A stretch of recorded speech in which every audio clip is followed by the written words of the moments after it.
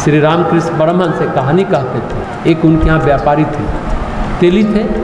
तेली जो होते हैं, जैसा कि नाम से होता है कि वो तेल निकालते हैं, तेल निकाल कर बेचते हैं। सरसों का तेल, अलसी का तेल, विविध प्रकार के तेल निकालते हैं। कोल्हू में सरसों अलसी के बीज पेड़ते हैं और उसका तेल निकालते हैं। रामकृष्ण वचनामृत में एक कथा आती है कि एक व्यापारी था, उसने कुछ पैसा जोड़ लिया, उसका व्यापार चल पड़ा। तो श्री रामकृष्ण को पहले वो कहता था कि ठाकुर प्रणाम, पाए लागू, ऐसा बोलता रहता था। फिर पैसा हो गया तो फिर बोलता था कि और भट्टाचार्य जी कैसे हैं, आजकल आपका सब ठीक ठाक तो चल रहा है ना, अच्छे से रहिएगा, कोई बात हो तो सेवा हो तो बताइएगा। श्री रामकृष्ण परमहंस बोले कि देखो इसके पास पैसा आ गया, मदान्ध हो गया, अब उसको कुछ समझ में नहीं आता है कौन भट्टाचार्य है और कौन रामकृष्ण परमहंस है, कोई मतलब नहीं है उसको। अब प्रकट में तो यही दिखाई दे रहा है कि बहुत बड़ा सेवाभावी है, लेकिन वो सेवाभावी नहीं है, वो अपने अहंकार में, गुरूर में, मद में होश खो बैठा है। एक और कहानी वो सुनाते थे कि एक मेढक था, उसने 4-5 कंकर पत्थर जोड़ लिए और उसको लगा कि वो धनवान हो गया। उसे मालूम नहीं था कि वो कंकर पत्थर है, उसे तो लगा कि उसने कहीं से हीरा जवाहरात जोड़ लिए है।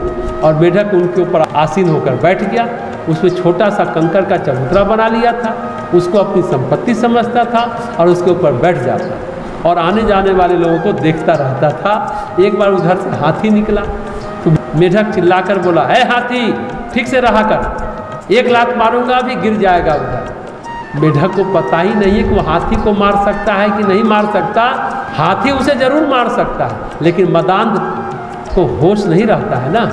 एक और कहानी कहते हैं, एक बार सम्राट अकबर जी की सवारी जा रही थी, जुलूस निकल रहा था। राजा महाराजाओं की तरह अभी भी जब मुख्यमंत्री चलते हैं तो काफिला चलता है, पुलिस की गाड़ियाँ चलती हैं। जब राष्ट्रपति चलते हैं तो सायरन बजते हैं, हूटर बजते हैं, पुलिस, मेडिकल, एक के बाद एक कई गाड़ियाँ चलती हैं।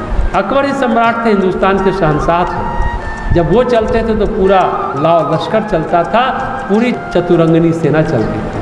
उस समय उनकी हाथी की सवारी निकल रही थी। एक शराब पी करके यात्री सड़क से जा रहा था, सुरक्षा घेरा तोड़कर आ गया। कई बार मोटरसाइकिल वाले भी जिस तरह आजकल सुरक्षा घेरा तोड़कर राष्ट्रपति के सामने आकर के खड़े हो जाते हैं, तो वो भी शराबी आकर खड़ा हो गया। अकबर की ओर देखा और बोला, है हाथी वाले, अपना हाथी बेचेगा? जमीन पर खड़ा था और अकबर हिंदुस्तान का शहंशाह उसका हाथी खरीदने की बात कर रहा था। अकबर ने कहा कि ये कौन है, हमारा हाथी खरीदने आ गया? उन्होंने कहा कि इसको जरा सवेरे हमारे पास ला लो। सिपाहियों ने उसको पकड़ कर बंद कर लिया। अब सवेरे तक उसकी शराब उतर गई, नशा उतर गया, मद उतर गया, उसे दरबार में लाया गया। अकबर ने उससे पूछा कि क्यों रे, कल तो हमारी हाथी खरीद रहा था। वो बोला कि हुजूर मैं कहाँ खरीद रहा था, वो तो शराब खरीद रही थी, शराब चढ़ गई थी, वही खरीद रही थी। मेरी औकात कहाँ हुजूर कि मैं आपका हाथी खरीदूं?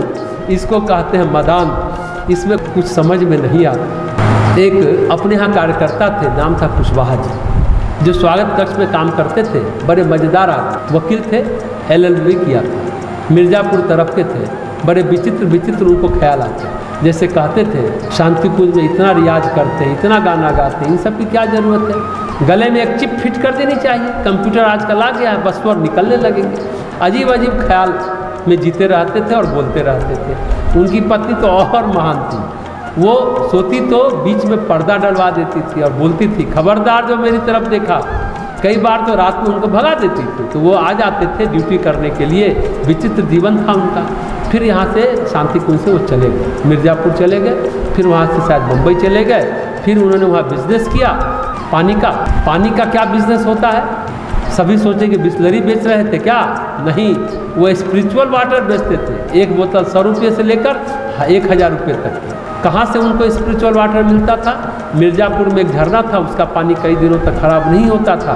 ऐसा वो प्राकृतिक झरना था, उसको बेचते थे, पैसा कमा लिए, फिर अपनी पुरानी पत्नी को छोड़ दिया, नई शादी कर ली, उनके पास फिर पैसा हो गया, पानी बेचकर पैसा कमा लिया, तो मिर्ज़ापुर गए, मुफ्त में पानी भरा और उसको मुंबई में बेच दिया।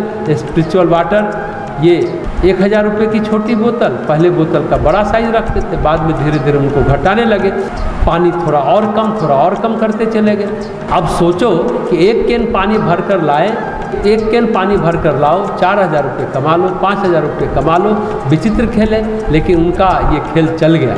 फिर वो आए अपनी पत्नी के साथ, एक सांझ के समय गुरुजी के पास, परम पूज्य गुरुदेव के पास आए और बोले कि आचार्य जी, आपके कैसे समाचार हैं, आजकल कैसा चल रहा है, आपका सब आश्रम ठीक ठाक चल रहा है? गुरुजी हंसे और बोले कि लगता है इसने पैसा कुछ ज़्यादा ही कमा लिया, ये मदान है, तो ये बड़ा रिपू है, मद बहुत बड़ा शत्रु है, देखने नहीं देता,